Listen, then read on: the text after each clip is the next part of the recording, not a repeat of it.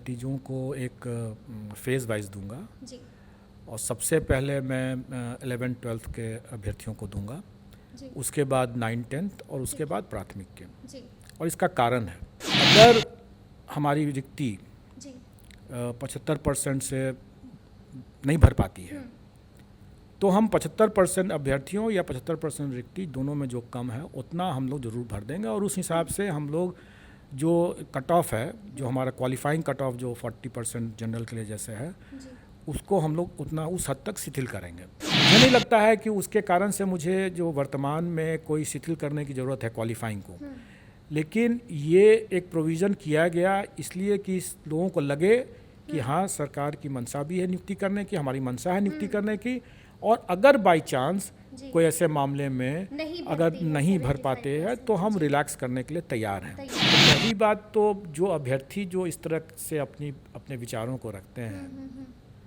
विचारों को रखने में कोई गलती नहीं है, लेकिन उनको ये समझना चाहिए कि जो आयोग उनका चयन करने जा रहा है उस आयोग के जो अपने विशेषज्ञ हैं उनसे ज़्यादा ज्ञानी वो तो नहीं है। नमस्कार, हमारा नाम है समरीन और आपने देखना शुरू कर दिया है लाइव सिटीज। देखिए, आपको मालूम है कि बीपीएससी द्वारा शिक्षक भर्ती परीक्षा का आयोजन हुआ था। आपको मालूम है कि इस परीक्षा की शुरुआत 24 तारीख को हुई थी और इस परीक्षा का समापन 26 तारीख को हुआ था। देखिए, आपको ये भी मालूम होगा कि इस परीक्षा में शामिल होने के लिए दूसरे राज्य से भी लोग आए थे और इस परीक्षा में 8 लाख से ज्यादा अभ्यर्थी शामिल हुए थे। देखिए, अब 8 लाख से ज्यादा अभ्यर्थियों की दिल की धड़कनें जो हैं वो बढ़ चुकी हैं। अब उन्हें बेसब्री से अपने रिजल्ट का इंतजार है। तो नतीजे कब आएंगे, क्या कुछ और होगा, देखिए इन तमाम मौजुओं पर आज हम चर्चा करेंगे बीपीएससी चेयरमैन अतुल प्रसाद जी से। सबसे पहले तो बहुत बहुत शुक्रिया सर। धन्यवाद आपका भी। जी सर, सबसे पहले तो लगातार हम स्टोरीज कर रहे हैं, लोग आपको सल्यूट कर रहे हैं, मतलब लगातार कह रहे हैं कि जिस तरह से 8 लाख अभ्यर्थी आए हुए थे, दूसरे राज्य से लोग आए हुए थे और लगातार ये कहा जा रहा था, क्योंकि अमूमन हम देख रहे थे कि कभी हंगामा हो जाता है एग्ज़ाम सेंटर पर, कभी पेपर लीक की घटना हो जाती है, लेकिन इस बार ऐसा कुछ नहीं हुआ और सब कुछ बड़ी ही आराम से, बड़ी ही स्मूथली हो गया। तो सबसे पहले तो हम आपसे ये जानना चाहेंगे, क्या कुछ नया प्रयोग किया था बीपीएससी ने? कई नए प्रयोग किए गए थे और आप लोगों ने देखा भी होगा कि इसमें सबसे बड़ा हम लोगों ने किया था कि बायोमेट्रिक्स पर हम लोगों ने काफ़ी तरजीह दिया था उसको, और उसके कई सार्थक परिणाम भी हम लोगों के आए हैं।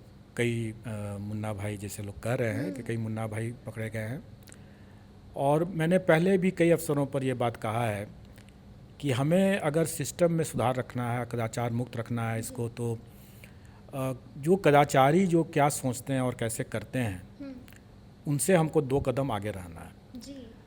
तो आज जो हम लोगों ने जो किया यह परफेक्शन नहीं है, मतलब इसको कभी नहीं कहा जा सकता है कि यह परफेक्ट है, क्योंकि आज जो चीज़ हम लोगों ने किया अगर हम उसमें अगर परिवर्तन या सुधार नहीं करेंगे या नहीं सोचेंगे उस दिशा में, तो आने वाले समय में इस पर भी लोग सेंधमारी करने का प्रयास जरूर करेंगे, हो सकता है कि सेंध भी मार लें। जी जी जी। तो इसलिए हम लोग व्यवस्था में हमेशा से सुधार करते रहेंगे और आने वाले समय में आप देखेंगे कि कुछ और भी सुधार होंगे। अच्छा, हमने देखा कि कंट्रोल रूम भी बनाया गया था, लगातार सर्विलेंस किया जा रहा था, फायदा हुआ उससे?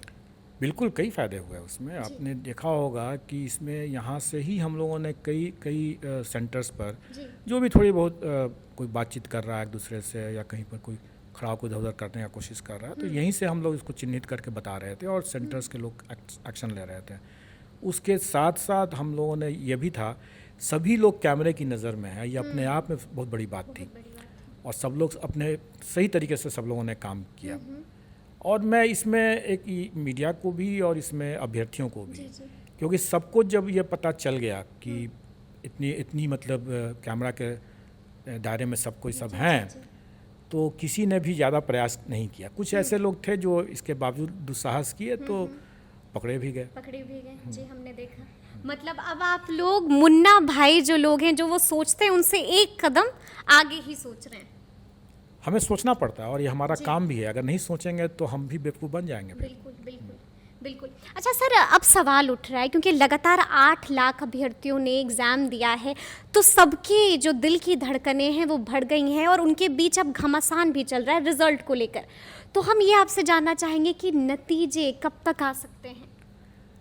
देखिए, मैंने पहले भी बताया है कि मैं नतीजों को एक फेज़ वाइज दूंगा जी और सबसे पहले मैं 11th-12th के अभ्यर्थियों को दूंगा, जी उसके बाद 9th-10th और उसके बाद प्राथमिक के। जी और इसका कारण है, इस सीक्वेंसिंग का कारण ये है कि आपने देखा होगा कि हम लोगों ने जो आवेदन आमंत्रित किया था उसमें हम लोगों ने स्पष्ट किया हुआ था कि जिसको भी एक नौकरी मिल जाएगी उसका वही नौकरी हम उसको देंगे, दूसरी नौकरी नहीं देंगे। ठीक है।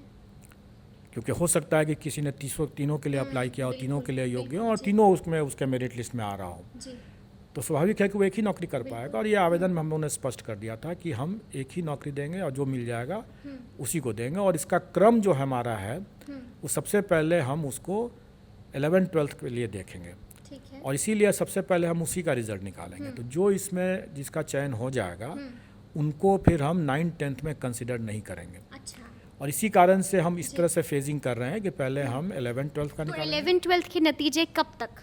एक टेंटेटिव अगर तारीख आप बता सकें। देखिए, मुझे जहाँ तक लगता है कि 11th-12th एंड 9th-10th जी दोनों ही लगभग आगे पीछे 15 के आसपास 15 के आसपास सितंबर के आसपास पूरी हम लोग- उम्मीद है कि हाँ, उम्मीद है। जी आ सकते हैं। अच्छा सर, लगातार जैसा कि मैंने शुरू में ही कहा कि हम लगातार एग्ज़ाम सेंटर्स पर थे।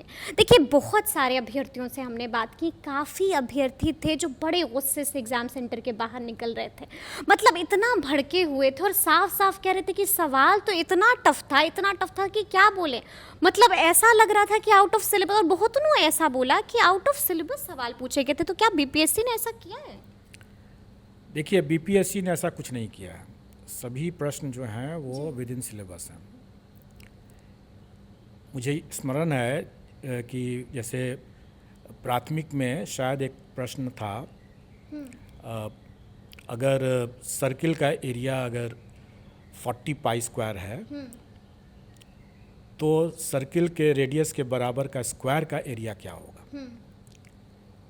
जब मैंने ये प्रश्न देखा तो मैं भी उछल पड़ा, इसलिए कि मैं समझ गया कि ये प्रश्न तो बिल्कुल ही बच्चों वाला है ज़रूर, लेकिन ये प्रश्न ऐसा है कि एक बारगी में किसी से पूछा जाए तो उसको बहुत दिक्कत होगी। कंफ्यूज कर जाएगा। क्योंकि मैं अच्छी तरह से जानता हूँ कि आप भी इसका आंसर जानते हैं या जान सकते हैं, क्योंकि आपने भी वो पढ़ाई किया। ये बेसिक प्राइमरी स्कूल का ही लेवल का मामला है ये। लेकिन एक बारगी में मैंने कई अच्छे लोगों से भी पूछा, ये सवाल का जवाब नहीं दे पाए। जी कई तरह तरह के लोग भटकते रहे।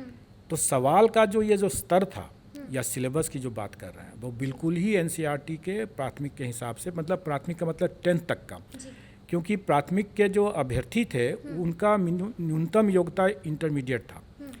तो इसलिए हम लोगों ने ये किया था कि हम लोग 10th तक का इसमें रखे थे।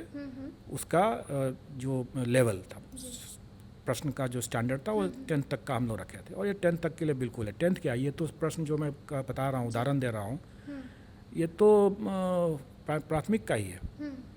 क्योंकि प्राथमिक के बच्चे ही जानते हैं कि पाई आर स्क्वायर होता है सर्किल का।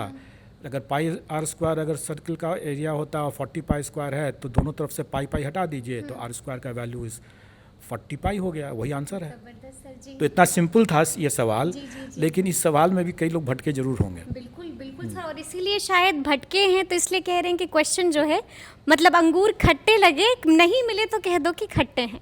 तो मैंने पहले किसी इंटरव्यू में कहा ही था कि हमारा काम ही है कि हम उन लोगों को कंफ्यूजिंग क्वेश्चन दें, बिल्कुल, तभी ताकि तो तब पता अच्छे चलेगा। candidates। जैसे ये क्वेश्चन देख के मैं बहुत खुश हुआ कि ऐसा क्वेश्चन पूछा है जिस सेटर ने, तो बड़ा अच्छे तरीके से उन्होंने ये क्वेश्चन पूछा है। काफी अच्छे तरीके से, बिल्कुल। अच्छा सर, एक और सवाल है मेरा कि कट ऑफ क्या, आपने कहा है कि अब जिनके जो अंक हैं अगर कम भी अंक आते हैं तो कट ऑफ में भी थोड़ा सा फेर बदल किया जाएगा।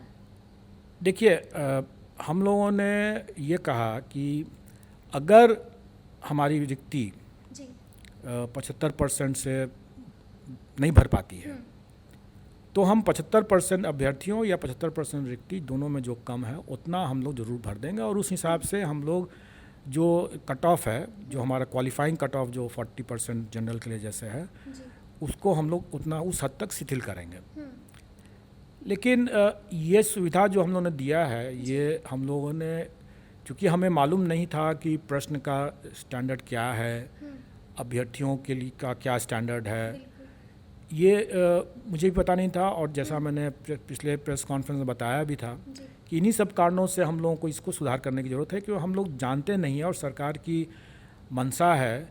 वैसे सरकार के ऊपर लोग हमेशा आरोप लगा रहे थे कि सरकार नहीं चाहती है नियुक्ति करना, जबकि इसके ठीक उलट सरकार की मंशा है कि अधिक से अधिक नियुक्ति देना। और आप इसी कारण से हम लोगों ने कहा कि भाई अगर गलत लोग बयानबाजी कर रहे हैं, गलत बयानबाजी कर रहे हैं कि भाई सरकार की मंशा ही नहीं है, तो सरकार अपनी मंशा दर्शा रही है कि भाई हम 75% तक का हम भर देंगे। तो मुझे नहीं लगता है कि उसके कारण से मुझे जो वर्तमान में कोई शिथिल करने की ज़रूरत है क्वालिफाइंग को। लेकिन ये एक प्रोविज़न किया गया इसलिए कि लोगों को लगे कि हाँ, सरकार की मंशा भी है नियुक्ति करने की, हमारी मंशा है नियुक्ति करने की, और अगर बाई चांस कोई ऐसे मामले में अगर नहीं भर पाते हैं तो हम रिलैक्स करने के लिए तैयार हैं। और ये बात आपने देखा होगा कि अभी हमारे जो 9th 10th या 11th 12th में हमें जो स्मरण है कि उसमें 4 पेपर जो 9th 10th में हैं और 3 पेपर 11th 12th में ऐसे हैं, उनको छोड़ करके मतलब बाकी जितने पेपर्स ऐसे हैं उसमें अभ्यर्थियों की संख्या रिक्तियों से कम है। तो स्वाभाविक है कि उसमें जो भी क्वालिफाइंग मार्क्स ले आएंगे वो पास कर गए, मतलब उनका हो जाएगा। तो उसमें हमें, इसीलिए आपने देखा भी होगा कि हमारे प्रश्न पत्र के जो स्टैंडर्ड थे वो अभ्यर्थियों की संख्या, संभावित संख्या को ध्यान में रख करके ही किया गया था। और इसलिए कई बार लोग जिसे बोल रहे थे कि खास करके जैसा मुझे स्मरण है कि शायद वो अंग्रेजी विषय था या कोई अंग्रेजी का पेपर था, किसी और का पेपर था, लोग कह रहे थे क्या कि उसमें इसके लिटरेचर पर प्रश्न नहीं है और सिर्फ ग्रामर पर प्रश्न है। तो पहली बात तो जो अभ्यर्थी जो इस तरह से अपने विचारों को रखते हैं, विचारों को रखने में कोई गलती नहीं है, लेकिन उनको ये समझना चाहिए कि जो आयोग उनका चयन करने जा रहा है, उस आयोग के जो अपने विशेषज्ञ हैं उनसे ज़्यादा ज्ञानी वो तो नहीं है। बिल्कुल जी। अगर उतने ही ज्ञानी होते तो शायद वो आयोग के विशेषज्ञ ही बन जाते। तो उनको समझना चाहिए कि जो विशेषज्ञों ने जो बनाया है उसको कई चीज़ों को सोच समझ करके ही बनाया है, इसलिए उस पर टीका टिप्पणी से उनको बचना चाहिए। अब वो विषय जब आप देखेंगे तो अभ्यर्थियों की संख्या जो है वो रिक्ति से कम है जी। ऐसी स्थिति में हम कोई बहुत ही कठोर प्रश्न पूछ करके हमें क्या लाभ मिलेगा? बिल्कुल बिल्कुल सर।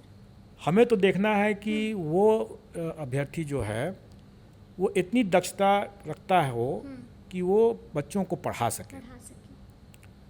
बाकी अगर उसका ज्ञान अगर थोड़ा कम भी है तो उनमें अगर ये टैलेंट है और करके आए हैं तो वो पढ़ा सकते हैं। तो हमको उनका मिनिमम क्वालिफिकेशन, हमको योग्यता को, दक्षता को देखना परखना है।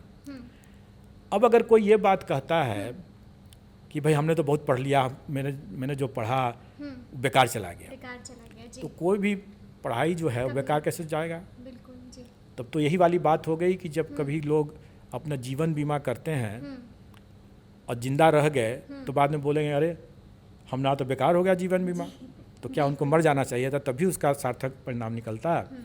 तो कुछ हद तक यही बात है कि अगर कोई पढ़ाई कर लिया, नेचुरली आप ज़्यादा पढ़ेंगे। और इसी कारण से हम लोगों ने कभी भी उसका ब्रेकअप नहीं बताया कि हम किस विषय में कितना हम प्रश्न पूछेंगे, और कभी नहीं बताते हैं, बताना चाहिए भी नहीं। हम क्यों बताएं कि आपसे हम सिर्फ 5 क्वेश्चन इसका पूछेंगे, 10 क्वेश्चन उसका पूछेंगे? ऐसा कोई फिक्स्ड है भी नहीं। आपको पूरा पढ़ना है, हम कहीं से भी 5 क्वेश्चन पूछ लेंगे। नॉलेज कभी ज़ाया नहीं जाए। बिल्कुल। और आपको तो पढ़ाना है। बिल्कुल, आप तो सरकारी पदाधिकारी के जैसा नहीं है कि आपने जो पढ़ा उसका उपयोग कम आएगा। आपने तो जो पढ़ा उसको डेली आपका उपयोग है। अब तो दूसरे ही दिन आप जब पढ़ाने जब जाएंगे तो अपने बच्चों को कैसे पढ़ाएंगे? इसलिए ज्ञान कभी बेकार नहीं जाएगा, मेहनत कभी बेकार नहीं जाता है, और इसलिए कोई इस तरह के गलत टिप्पणी करने से उनको बचना चाहिए। सर अब तो डॉक्यूमेंट वेरिफिकेशन भी स्टार्ट होने वाली है सितंबर में। बिल्कुल, हमारा डॉक्यूमेंट वेरिफिकेशन होने जा रहा है और हम 4 तारीख से हम लोग करने जाएंगे, और आपने देखा होगा इसके हमारे आयोग के वेबसाइट पर भी आ चुका है। 1 तारीख से हम उनका दिव्यांगता सर्टिफिकेट का मतलब कि जांच के लिए हम लोग मेडिकल बोर्ड भी जो है वो भी बैठेगी। अच्छा, वो गृह जिला में ही होगा। जी जी जी। अच्छा सर, 1-2 और डाउट्स हैं जो झटपट आपसे क्लियर करना चाहते हैं कि बहुत सारे बायोमेट्रिक में इश्यूज थे, जिसकी वजह से हमने देखा कि कई बार वहाँ पर लोग बोल भी रहे थे, ये बार बार कह रहे थे कि हम बायोमेट्रिक में जो है दिक्कत था, अब हम क्या कर सकते हैं, तो वैसे लोगों को देखिए बायोमेट्रिक एक बोलचाल की भाषा बन गई है, लेकिन एक्चुअली वो बायोमेट्रिक में प्रॉब्लम नहीं था। वो प्रॉब्लम था एडमिट कार्ड के QR कोड के स्कैनिंग में।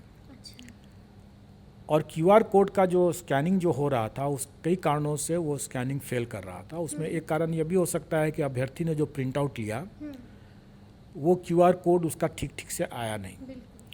अब ठीक से नहीं आया, उसने अपने फोल्ड करके मोड़ करके अपने साथ लेकर के एडमिट कार्ड, नेचुरली वो एक A4 साइज़ का प्रिंट में निकाला होगा तो वो उसको तो लेकर नहीं आया, वो मोड़ करके लाया होगा। मोड़ने में QR कोड मुड़ गया होगा, या प्रिंटर ठीक से नहीं होगा, इंक नहीं ठीक से आया होगा। कई कारण ऐसे हो सकते हैं जिसके कारण से QR कोड का रीडिंग ठीक से नहीं होता, मतलब स्कैनिंग नहीं हो पा रहा था QR कोड का। लेकिन उसमें जो अभ्यर्थी का रोल नंबर भी है, तो जहाँ भी QR कोड का जब स्कैनिंग नहीं हो पा रहा था वहाँ पर रोल नंबर डाल करके हमारा पर्पस क्या था? हमारा पर्पस ये था कि हम उसका QR कोड से स्कैनिंग करके या तो हम उसके डेटा को ले लें या उसके रोल नंबर को डाल करके उसके डेटा को ले लें। दोनों ही स्थिति में हमको जो बैकएंड में हमारे पास जो डेटा था उसका, वो डेटा को रिट्रीव करना था कि वो वही व्यक्ति है कि नहीं, वही अभ्यर्थी है कि नहीं है, उसका फ़ोटो से मिलान हो रहा है कि नहीं हो रहा है, वो करना था। तो जो एडमिट कार्ड में QR कोड का जहाँ स्कैनिंग नहीं हो पाया, वहाँ उसके रोल नंबर को एंटर करके उसके डेटा को ले लिया गया और उसके हिसाब से उसकी पहचान करके उसको प्रवेश यानी कि अब उन्हें परेशान होने की कोई ज़रूरत नहीं है। चलिए, तो सुना आपने क्या कुछ बता रहे थे BPSC चेयरमैन अतुल प्रसाद जी। देखिए साफ साफ बता दिया है और आपके कई डाउट्स को क्लियर भी कर दिया है, और ये भी बता दिया है, अंदाज़ा दे दिया है कि टेंटेटिव तारीख दे दी है कि कब तक आपके नतीजे आ सकते हैं। तो ये पूरी बातचीत आपको कैसी लगी है कमेंट करके हमें ज़रूर बताइएगा। तो इस तरह के तमाम अपडेट्स के लिए ऐसे ही हमारे साथ बने रहिएगा और देखते रहिएगा लाइव सिटीज़। बहुत शुक्रिया।